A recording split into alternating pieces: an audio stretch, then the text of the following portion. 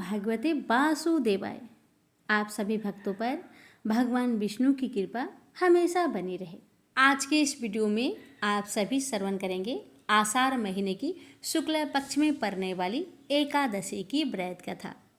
तो भक्तों, आषाढ़ महीने की शुक्ल पक्ष की इस एकादशी को पद्मा एकादशी के नाम से जानते हैं। अधिकांश व्यक्ति देवशयनी अथवा देवशोनी एकादशी भी कहते हैं। इस दिन भगवान विष्णु 4 मास के लिए क्षीर सागर में शयन करते हैं। इसी कारण इस एकादशी को हरिशयनी एकादशी कहते हैं। पुराणों में ये भी कहा गया है कि इस एकादशी से विष्णु भगवान 4 मास तक बलि के द्वार पर पाताल में रहते हैं और कार्तिक मास के शुक्ला पक्ष की एकादशी को अपने लोक में लौटते हैं। इन 4 महीनों से भगवान विष्णु के क्षीर सागर में शयन अथवा पाताल में निवास करने के कारण ही विवाह आदि कोई भी शुभ कार्य नहीं होते। यद्यपि लगभग सभी एकादशियों को भगवान विष्णु की पूजा आराधना की जाती है, परंतु आज की रात्रि से तो भगवान का शयन प्रारंभ होगा, अतः उनकी विशेष विधि विधान से पूजा की जाती है। भगवान विष्णु की प्रतिमा को आसन पर आसीन कर उन्हें हाथों में शंख चक्र गदा पद्म सुशोभित कर उन्हें पीतांबर पीले वस्त्र या पीले दुपट्टे से सजाया जाता है। पंचामृत से स्नान कराकर तत्पश्चात भगवान की धूप दीप पुष्प इत्यादि से पूजा कर घृत दीपक से आरती उतारी जाती है। भगवान को तांबूल यानी पान और पुंगी फल सुपारी अर्पित करने के बाद निम्नलिखित मंत्र द्वारा भगवान की स्तुति की जाती है। ओम नमो नारायणाय नमः। अब आइए श्रवण करते हैं देवशयनी एकादशी की प्रेत कथा और एकादशी से जुड़ी कुछ अन्य कथाएं, जिसे एकादशी व्रत के दौरान श्रद्धा और प्रसन्न मन से सुनने से भगवान विष्णु और माँ लक्ष्मी की कृपा से भक्तों की सभी मनोकामना पूर्ण हो जाती है।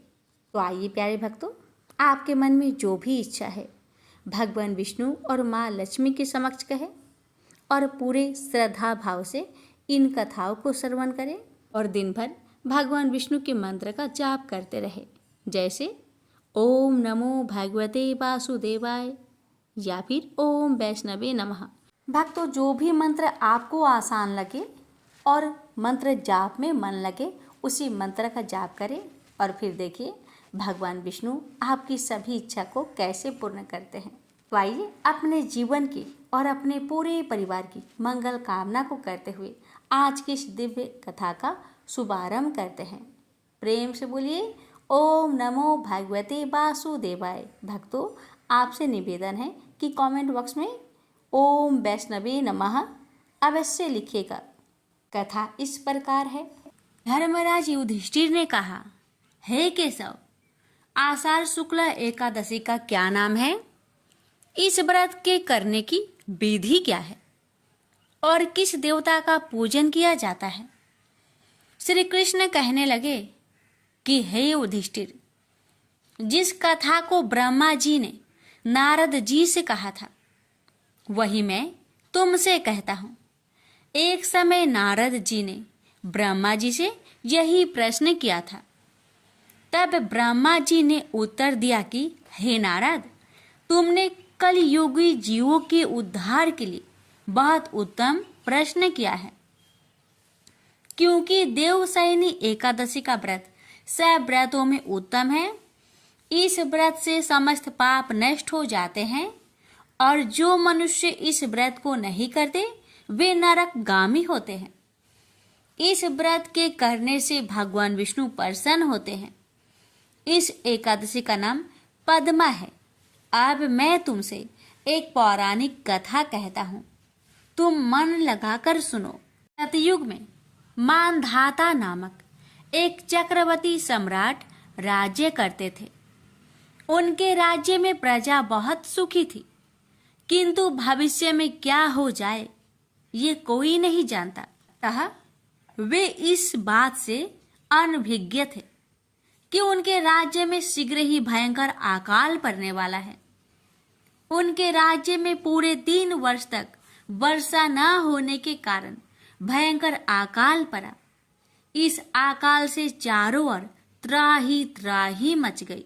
धर्म पक्ष के यज्ञ, हवन, पिंडदान, कथा, व्रत आदि में कमी हो गई। जब मुसीबत पड़ी हो तो धार्मिक कार्यों में प्राणी की रुचि कहाँ रह जाती है। प्रजा ने राजा के पास जाकर अपनी वेदना की दोहाई दी। राजा तो इस स्थिति को लेकर पहले से ही दुखी थे।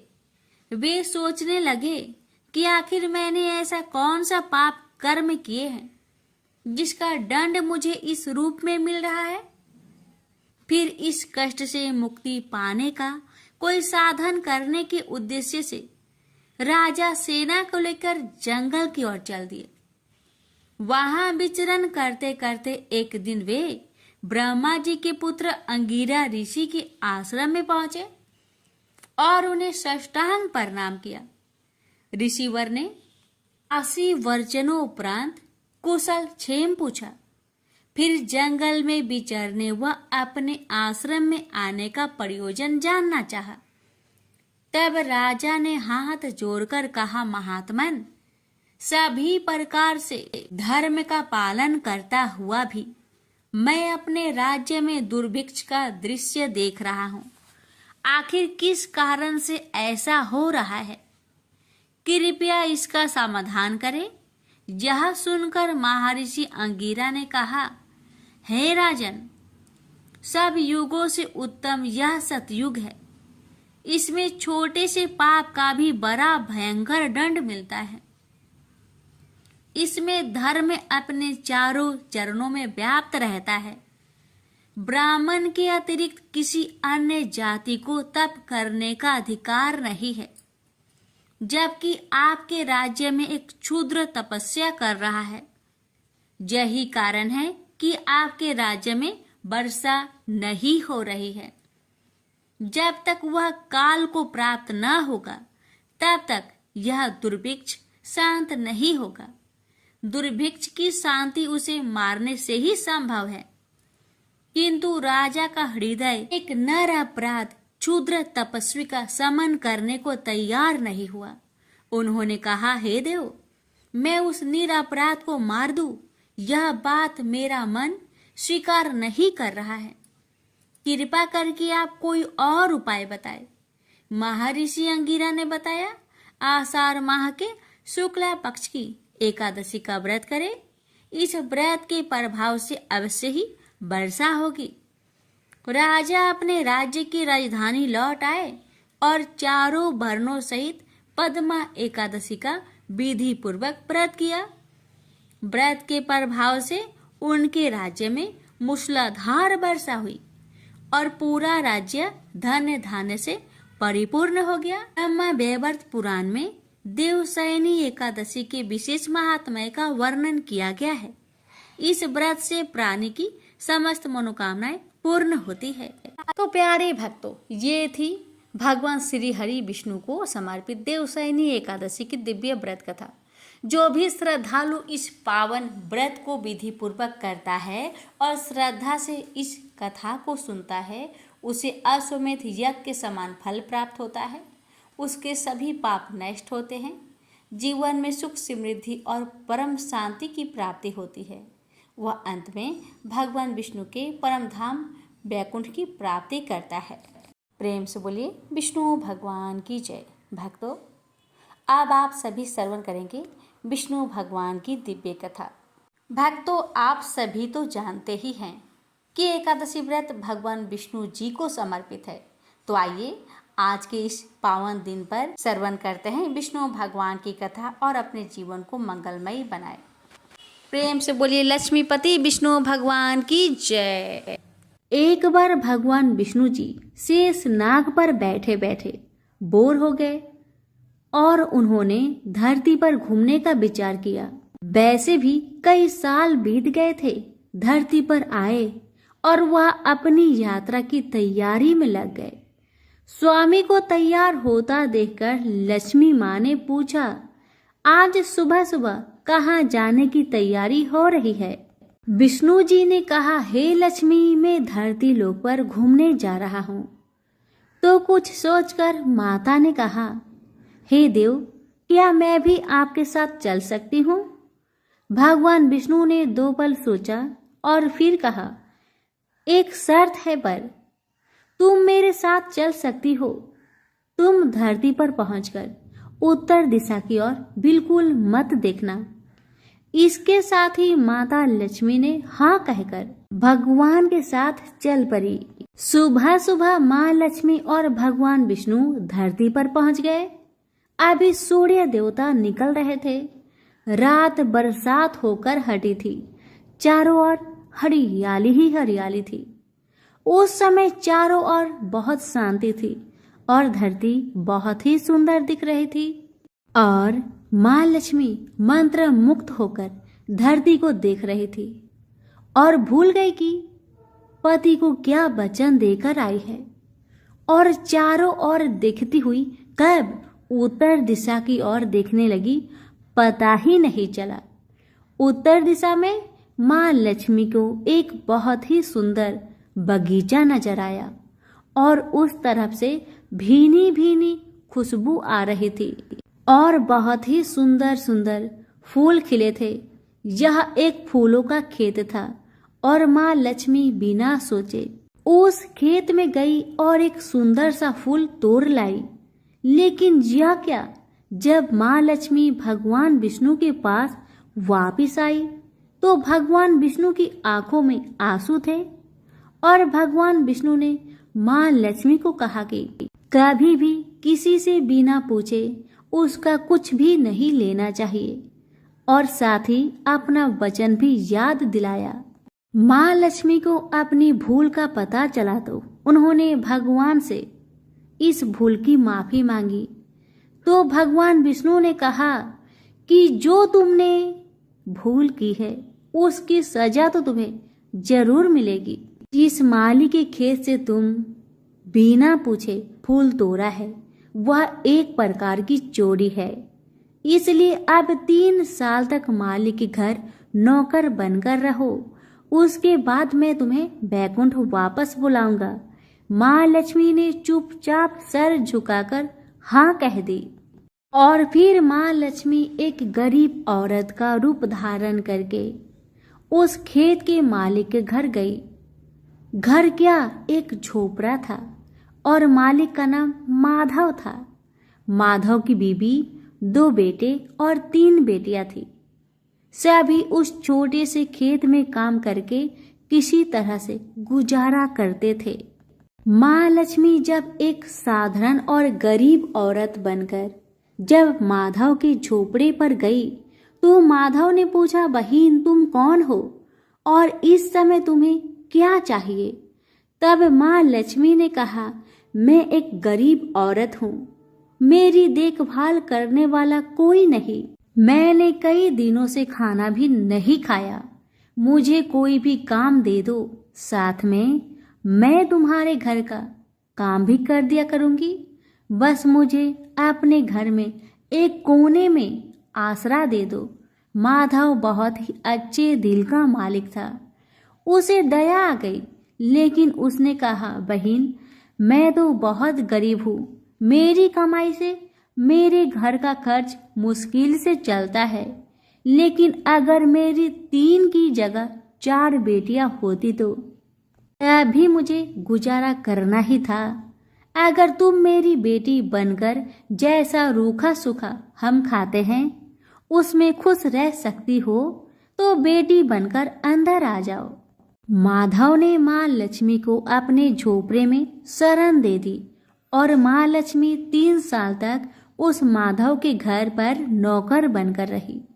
जिस दिन माँ लक्ष्मी माधव के घर आई थी उससे दूसरे दिन ही माधव को इतनी आमदनी हुई। फूलों की कमाई से ही शाम को एक गाय खरीद ली।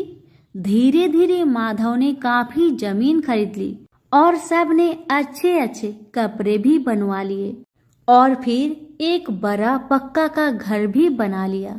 बेटियों और बीबी ने गहने भी बनवा लिए और अब मकान भी बहुत बड़ा बनवा लिया था। माधव हमेशा सोचता था कि मुझे ये सब इस महिला के आने के बाद ही मिल रहा है। इस बेटी के रूप में मेरी किस्मत आ गई है। माँ लक्ष्मी को आते हुए 2 से 5 साल बीत गए थे, लेकिन माँ लक्ष्मी अब भी घर में और खेतों में काम करती थी। एक दिन माधव जब अपने खेतों से काम खत्म करके घर आया तो उसने अपने घर के सामने द्वार पर एक देवी स्वरूप गहनों से लदी एक औरत को देखा। ध्यान से देखकर पहचान गया, अरे यह तो मेरी मुंह बोली चौथी बेटी यानी वही औरत है। और पहचान गया कि यह तो माँ लक्ष्मी है। अब तक माधव का पूरा परिवार बाहर आ गया था और सब हैरान होकर माँ लक्ष्मी को देख रहे थे। माधव बोला, माँ हमें माफ कर, हमने तेरे से अनजाने में ही घर और खेत में काम करवाया है। माँ यह कैसा अपराध हो गया। हे माँ हम सबको माफ कर दे। अब माँ लक्ष्मी मुस्कुराई और बोली, माधव तुम बहुत ही अच्छे और दयालु व्यक्ति हो। तुमने मुझे अपनी बेटी की तरह रखा। इसके बदले में मैं तुम्हें वरदान देना चाहती हूँ कि तुम्हारे पास कभी भी खुशियाँ की और धन की कमी नहीं रहेगी। तुम्हें सारे सुख मिलेंगे जिसके तुम हकदार हो। और फिर माँ अपने स्वामी के दोबारा भेजे रथ में बैठकर बैकुंठ चली गई। तो प्रेम से बोलिए लक्ष्मी नारायण की जय। प्राचीन काल की बात है। द्रविड़ देश में एक पांड्यवंशी राजा राज्य करते थे। उनका नाम था इंद्रधुम्न। वे भगवान की आराधना में ही अपना अधिक समय व्यतीत करते थे। यद्यपि उनके राज्य में सर्वत्र सुख शांति थी, प्रजा प्रत्येक रीति से संतुष्ट थी। तथापि राजा इंद्रधुम्न अपना समय राज्य कार्य में कम ही दे पाते थे। वे कहते थे कि भगवान विष्णु ही मेरे राज्य की व्यवस्था करते हैं, अतः वे अपने इष्ट परम प्रभु की उपासना में ही दधचित रहते थे। राजा इंद्रधुम्न के मन में आराधना की लालसा उत्तरोत्तर बढ़ती ही गई। इस कारण वे राज्य का त्याग कर मलय पर्वत पर रहने लगे। उनका भेष तपस्वियों जैसा था। सिर के बाल बढ़कर जटा के रूप में हो गए थे। वे निरंतर परम ब्रह्मा परमात्मा की आराधना में तत्लीन रहते थे। उनके मन और प्राण भी श्री हरि के चरण कमलों में मधुकर बने रहते। इसके अतिरिक्त उन्हें जगत की कोई वस्तु नहीं सुहाती। उन्हें राज्य, कोष, प्रजा तथा पत्नी आदि किसी प्राणी या पदार्थ की स्मृति ही नहीं होती थी। एक बार की बात है, राजा इंद्रधुम्न प्रतिदिन की भांति स्नान आदि से निवृत्त होकर सर्वसमर्थ प्रभु की उपासना में तत्लीन थे। उन्हें ब्रह्मा जगत का तनिक भी ध्यान नहीं था। संयोग बस उसी समय महर्षि अगस्त्य अपने समस्त शिष्यों के साथ वहां पहुंच गए, लेकिन न पाद्य न अर्घ्य और न स्वागत। मौन व्रती राजा इंद्रधुम्न परम प्रभु के ध्यान में निमग्न थे। इससे महर्षि अगस्त्य कुपित हो गए। उन्होंने इंद्रधुम्न को श्राप दिया, इस राजा ने गुरुजनों से शिक्षा नहीं ग्रहण की है और अभिमान बस परोपकार से निवृत्त होकर मनमानी कर रहा है।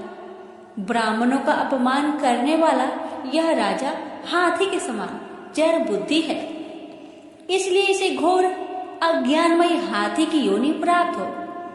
महर्षि अगस्त्य भगवत दंभ इंद्रधुम्न को यह श्राप देकर चले गए। राजा इंद्रधुम्न ने इसे श्री भगवान का मंगलमय विधान समझकर प्रभु के चरणों में सिर रख दिया।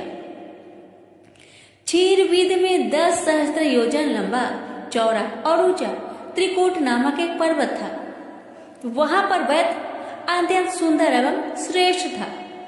उस पर्वतराज त्रिकूट की तराई में ऋतुमान नामक भगवान वरुण का कीड़ा कानन था।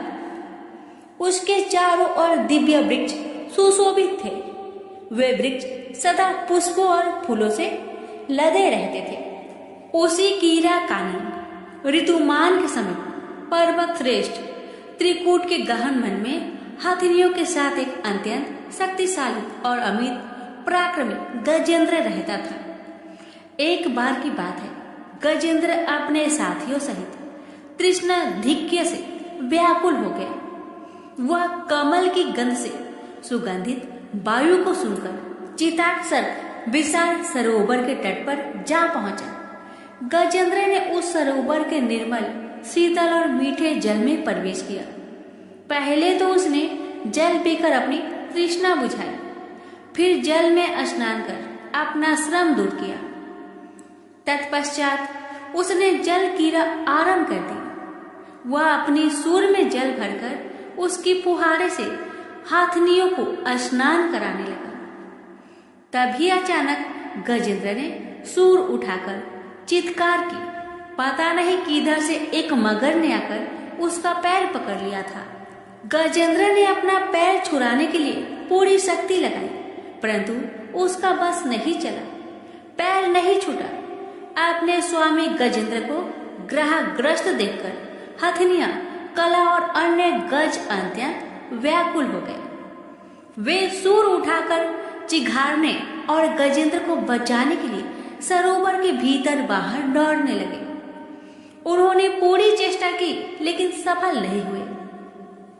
वस्तुतः महर्षि अगस्त्य के श्राप से राजा इंद्रधुम्न ही गजेंद्र हो गए थे और गंधर्व श्रेष्ठ हुहु महर्षि देवल के श्राप से ग्रह हो गए थे।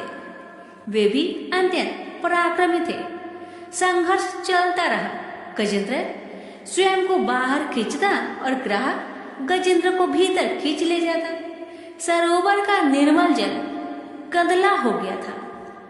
कमल दल छत बिछत हो गए। जल जंतु व्याकुल हो उठे। गजेंद्र और ग्रह का संघर्ष 1 सहस्त्र वर्ष तक चलता रहा।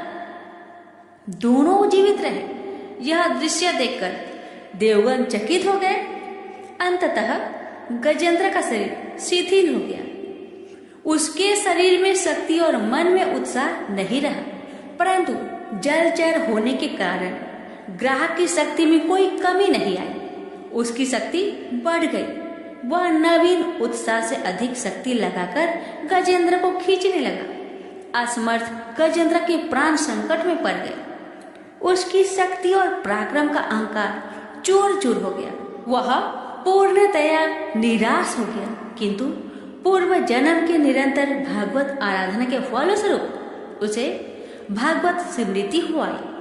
उसने निश्चय किया कि मैं कराल काल के भय से चराचर प्राणियों के शरण सर्वसमर्थ प्रभु की शरण ग्रहण करता हूँ। इस निश्चय के साथ गजेंद्र मन को एकाग्र कर पूर्व जन्म में सीखे श्रेष्ठ स्रोत द्वारा परम प्रभु की स्तुति करने लगा। गजेंद्र की स्तुति सुनकर सर्वात्मा सर्वदेव रूप भगवान विष्णु प्रकट हो गए। गजेंद्र को पीड़ित देखकर भगवान विष्णु गरुड़ पर आरूढ़ होकर अत्यंत शीघ्रता से उक्त सरोवर के तट पर पहुंचे। जब जीवन से निराशा तथा पीड़ा से छटपटाते गजेंद्र ने हाथ में चक्र लिए गरुड़ारूढ़ भगवान विष्णु को तीव्रता से अपनी ओर आते देखा। उसने कमल का एक सुंदर पुष्प अपनी सूर में लेकर ऊपर उठाया और बड़े कष्ट से उसने कहा, नारायण जगत गुरु भगवान, आपको नमस्कार है। गजेंद्र को अत्यंत पीड़ित देखकर भगवान विष्णु गरुड़ की पीठ से कूद पड़े और गजेंद्र के साथ ग्रह को भी सरोवर से बाहर खींच लाए और तुरंत अपने तीक्ष्ण चक्र से ग्रह का मुख फाड़कर गजेंद्र को मुक्त कर दिया। ब्रह्मा आदि देवगण श्री हरि की प्रशंसा करते हुए उनके ऊपर स्वर्ग सुमनों की वृष्टि करने लगे। सिद्ध और ऋषि महर्षि परम ब्रह्मा भगवान विष्णु का गुणगान करने लगे। ग्रह दिव्य शरीरधारी हो गया। उसने विष्णु के चरणों में सिर रखकर प्रणाम किया और भगवान विष्णु के गुणों की प्रशंसा करने लगा। भगवान विष्णु के मंगलमय वरद हर्ष के स्पर्श से पाप मुक्त होकर अभिशप्त हुहु गंधर्व ने प्रभु की परिक्रमा की और उनके त्रिलोक्य बंदित चरण कमलों में प्रणाम कर अपने लोक को चला गया। भगवान विष्णु ने गजेंद्र का उद्धार कर उसे अपना पार्षद बना लिया। गंधर्व सिद्ध और देवगण उनकी लीला का गान करने लगे। गजेंद्र की स्तुति से प्रसन्न होकर भगवान विष्णु ने सबके समक्ष कहा, प्यारे गजेंद्र, जो लोग ब्रह्म मुहूर्त में उठकर तुम्हारी की हुई स्तुति से मेरा स्तवन करेंगे, उन्हें मैं मृत्यु के समय निर्मल बुद्धि का दान करूंगा। यह कहकर भगवान विष्णु ने पार्षद रूप में गजेंद्र को साथ लिया और गरुड़ारूढ़ होकर अपने दिव्य धाम को चले गए। तो प्रेम से बोलिए लक्ष्मी नारायण की जय। पौराणिक कथाओं के अनुसार एक गांव में एक विधवा अपनी बहू के साथ रहती थी। उसकी बहू मंद बुद्धि वाली थी, जो अपनी भूख बर्दाश्त नहीं कर पाती थी और हमेशा खाने के लिए उतारू रहती थी। वह सबसे पहले उठकर खाना खाती थी, फिर घर के बाकी काम किया करती थी। एक दिन विधवा ने अपने घर में पूजा करवाने का सोचा, लेकिन वह थोड़ी परेशान थी क्योंकि उसकी बहू अगली सुबह उठते ही खाने के लिए दौड़ेगी और पूजा के लिए बनाए गए पकवान को जूठा कर देगी। अपनी बहू को पूजा के लिए बनाए गए पकवान से दूर रखने के लिए विधवा ने एक तरीका निकाला। पूजा वाले दिन उसने एक मटका लिया और उसके नीचे एक छेद कर दिया और अपनी बहू से बोली कि आज तो पूजा है, इसलिए खाना खाने से पहले पानी भर के ले आओ। बहू भी चालाक निकली। उसने देख लिया था कि विधवा ने मटके के नीचे छेद कर दिया है, इसलिए वह अपनी साड़ी में आटा बांधकर पनघट पर चली गई। वहां उसने आटा निकाला और कुएं के पानी के मदद से बाटियां बनाने लग गई। कुएं के पास ही एक शमशान था जहां चीता जलाई जा रही थी। बहू ने उसकी आंच में अपनी बाटियां सेक ली। उसकी बाटियां सूखी थी तो वह पास में ही गणेश भगवान का एक मंदिर था। बहू वहां पर चली गई जहां गणेश जी को किसी ने चोला चढ़ाया हुआ था। उसने देखा कि गणेश जी की तोंद पर घी लगा हुआ है। उसने उस घी को अपनी बाटी पर लगा लिया और उसका भोग गणेश जी को लगाकर वह बाटी खा ली और बहू घर वापस चली आई। बहू की इस हरकत पर गणेश जी को बहुत गुस्सा आया और उन्होंने गुस्से में अपने नाक पर उंगली चढ़ा लिया। जब गांव वाले ने देखा कि गणेश जी ने अपने नाक के ऊपर उंगली चढ़ा लिया है, तो उन्हें मनाने के लिए बहुत जद्दोजहद किया गया, लेकिन गणेश जी ने अपनी उंगली वापस नहीं उतारी। जब यह बात राजा को पता चली तो राजा ने बड़े बड़े पंडितों और ज्योतिषियों को बुलवाया और हवन करवाया, लेकिन गणेश जी फिर भी नहीं माने। सब बहुत चिंतित थे। राजा ने पूरे गांव में यह ऐलान करवा दिया कि जो भी इंसान गणेश जी की नाक पर से उंगली हटाने में सफल होगा, उसे इनाम के तौर पर 5 गांव दिया जाएगा। गांव के सभी लोग गणेश जी को मनाने आए, लेकिन गणेश जी किसी से भी न माने और अपनी उंगली नाक पर चढ़ाए रखे। अंत में विधवा की बहू बोली कि अगर सब उसे आज्ञा दे तो वह गणेश जी की उंगली हटा सकती है। उसकी बात सुनकर उसकी विधवा सासू माँ हंसने लगी और बोली कि जब बड़े बड़े विद्वान कुछ नहीं कर पाए तो वह कैसे गणेश जी को मना पाएगी। तब किसी ने बोला कि जब सब लोगों को मौका मिला तो उसे भी एक मौका मिलना चाहिए।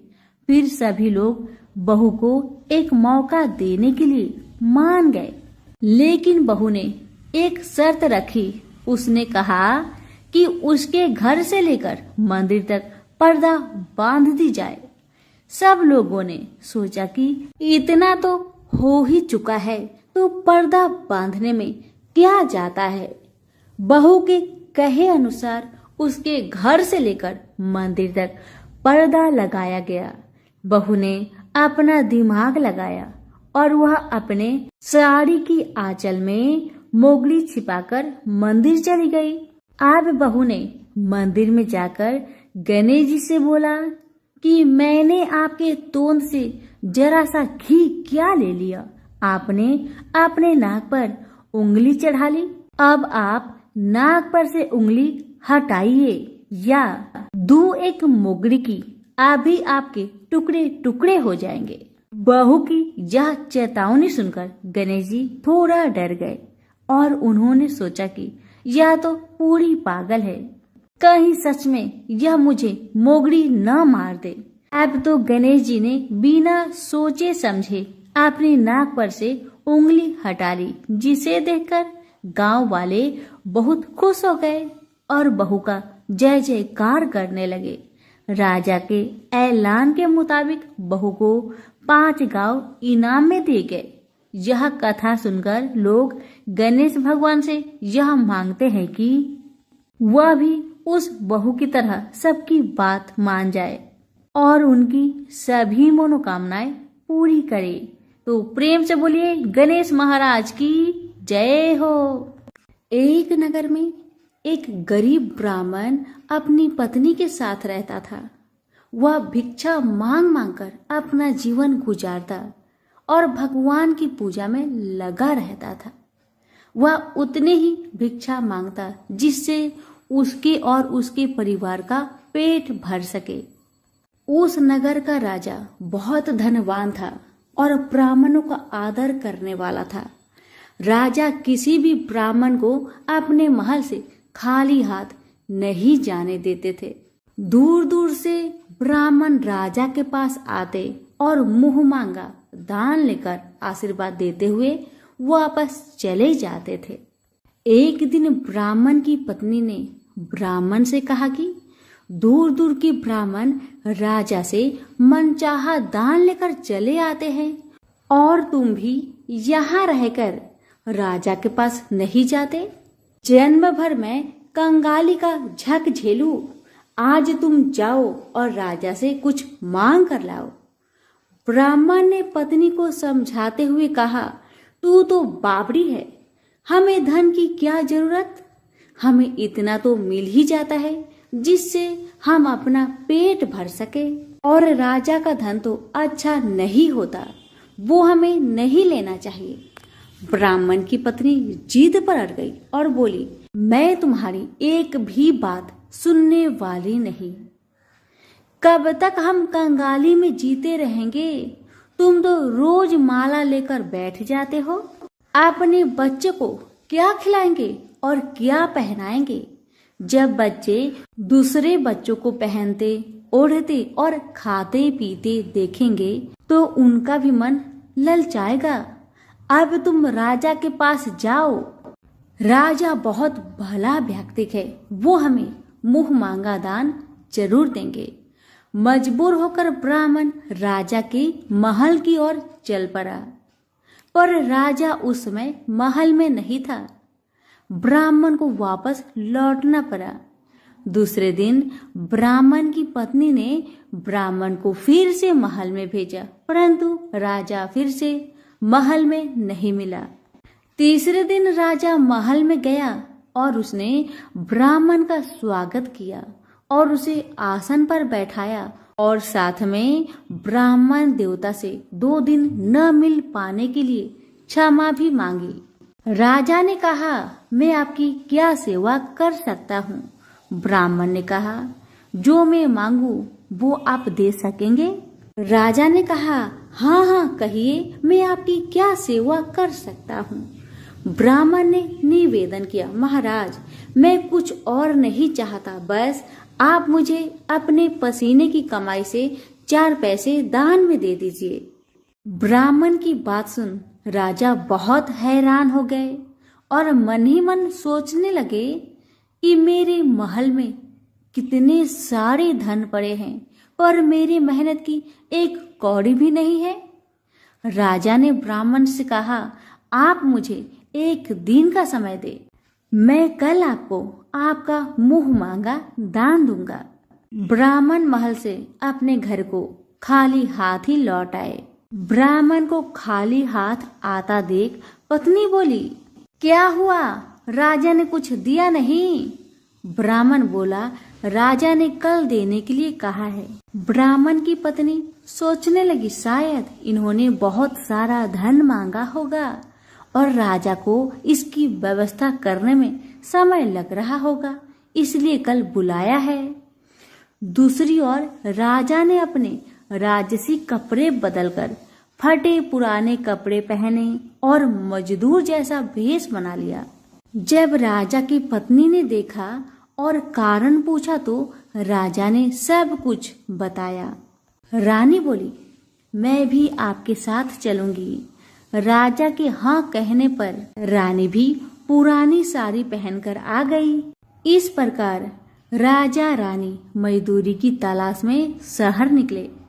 लुहारों के मोहल्ले में जाकर राजा ने आवाज लगाई, किसी को मजदूर चाहिए? आखिरकार एक लुहार ने उन्हें बुला लिया, जो पहिए पर हाल चढ़ाने की तैयारी कर रहा था।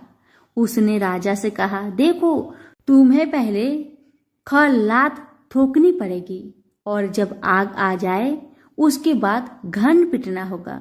फिर रानी की ओर देखकर कहा, तुम्हें कुएं से पानी लेकर होदी भरनी होगी और कोयले वाले घर से कोयला लेकर भट्टी में डालना होगा। तुम दोनों के दिन भर काम करने के लिए मैं तुम्हें 2-2 आने दूंगा। अगर काम पसंद हो तो बोलो, नहीं तो अपना रास्ता नापो। राजा रानी लोहार के बताए काम को करने लगे। राजा खलात ठोकने लगा पर उससे काम ठीक से नहीं हो पा रहा था। लोहार नाराज होकर राजा को ठीक से काम करने के लिए कहता है। राजा जैसे तैसे अपना काम करने लगा। रानी भी कुएं से पानी भरकर लाने लगी। रानी के हाथ में फफोले पड़ गए। किसी तरह बड़ी कठिनाइयों से उसने पानी का हौज भरा। उसके बाद रानी कोयला लाकर भट्टी में डालने लगी। कोयला भरने के कारण रानी के गोरे गोरे हाथ और कपड़े काले पड़ गए। भट्टी में आग आने पर लुहार ने पात भट्टी में से निकालकर पहियों पर जमाई और एक घन अपने हाथ में लेकर और एक राजा के हाथ में देकर कहा, देखो, बारी बारी से घन इस पर पटकना, हाथ इधर उधर ना होने पाए। राजा जोर जोर से घन पटकने लगा, लेकिन उसका निशाना ठीक नहीं बैठता था। कभी घन हाल पर गिरता तो कभी पहिए पर।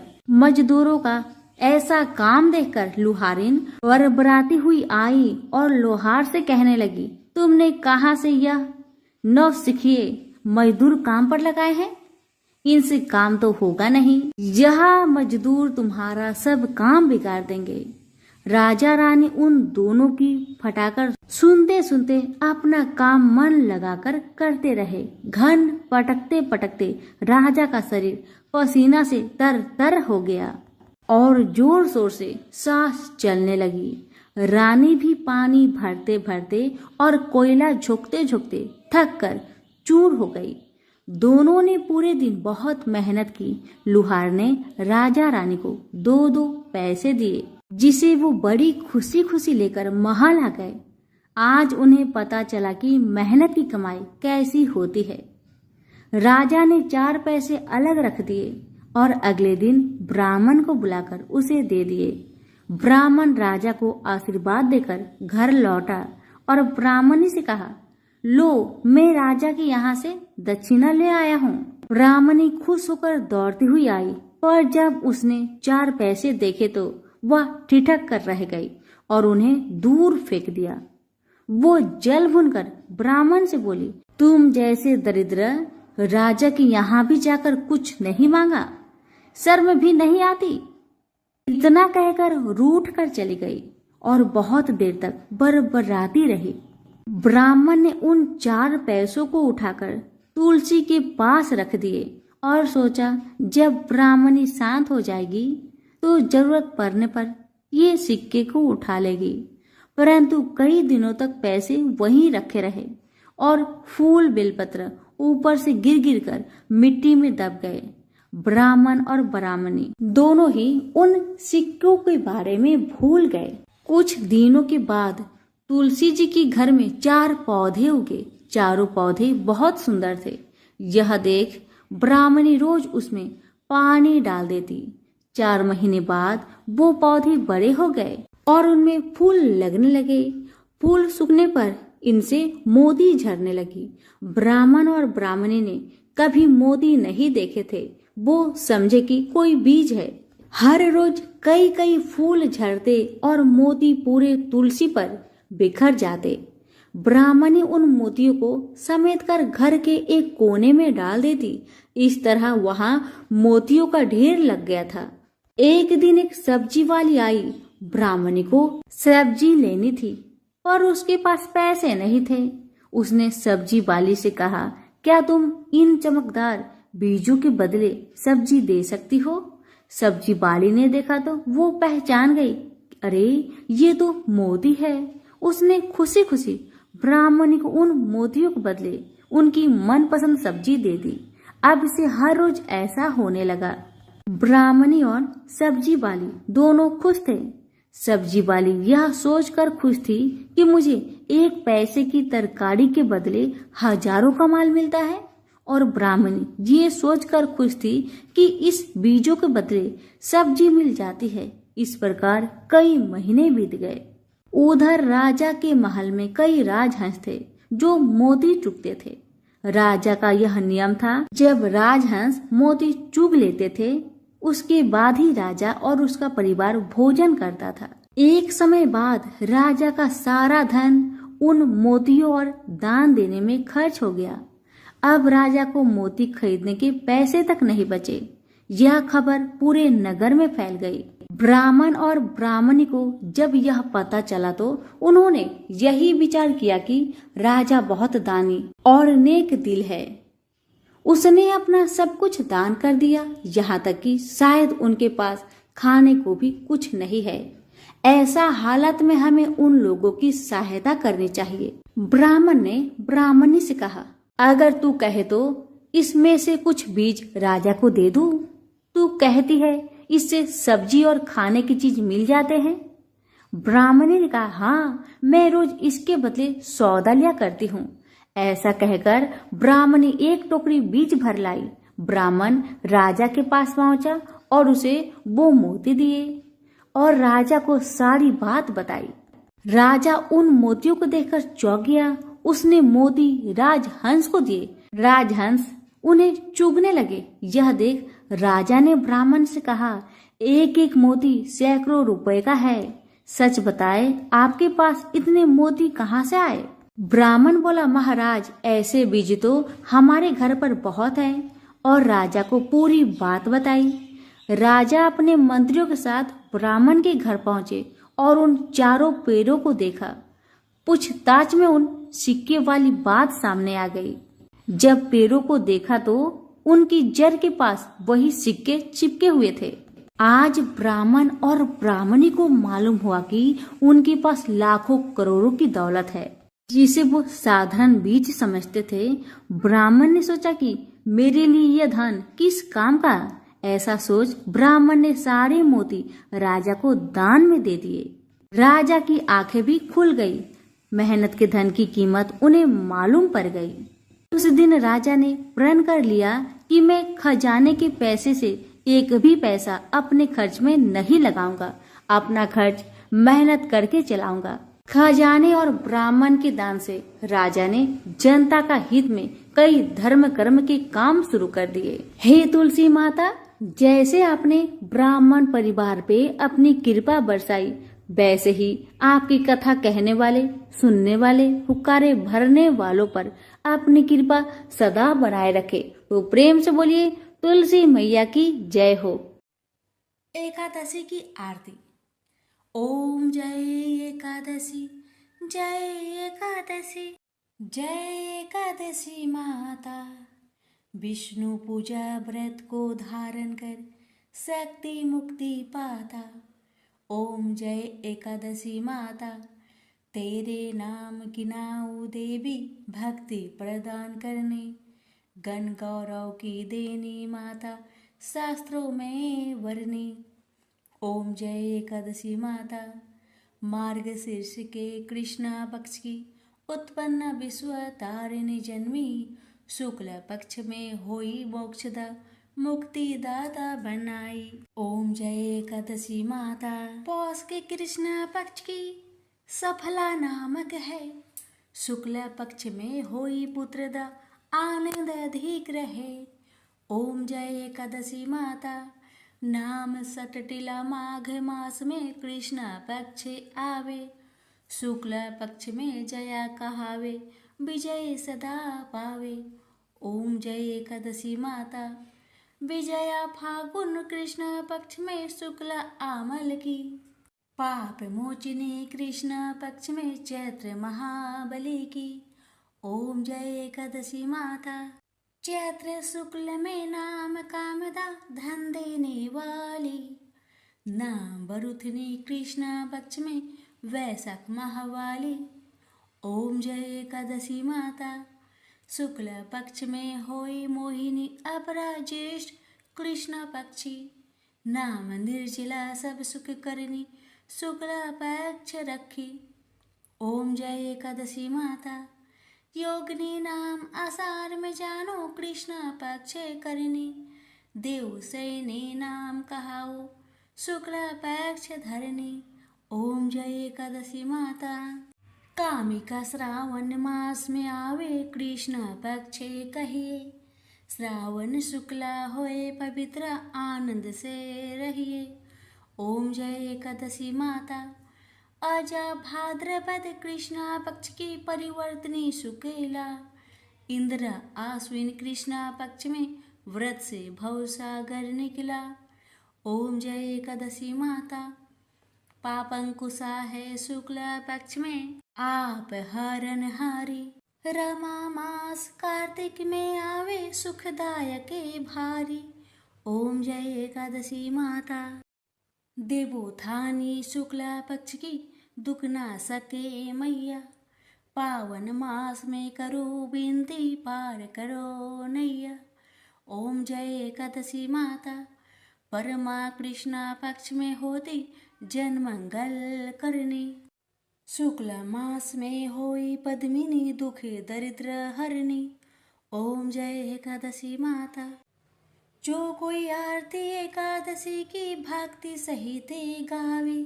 जन गुर दीता स्वर्ग वासा, निश्चय वह पावे।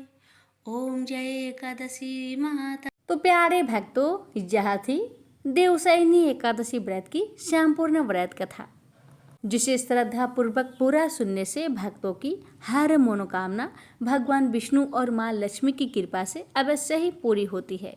बस मन में श्रद्धा और विश्वास बनाए रखें। प्रेम से बोलिए ओम नमो भगवते वासुदेवाय। भगवान सभी भक्तों की हर मनोकामना को पूर्ण करे, यही हमारी प्रार्थना है।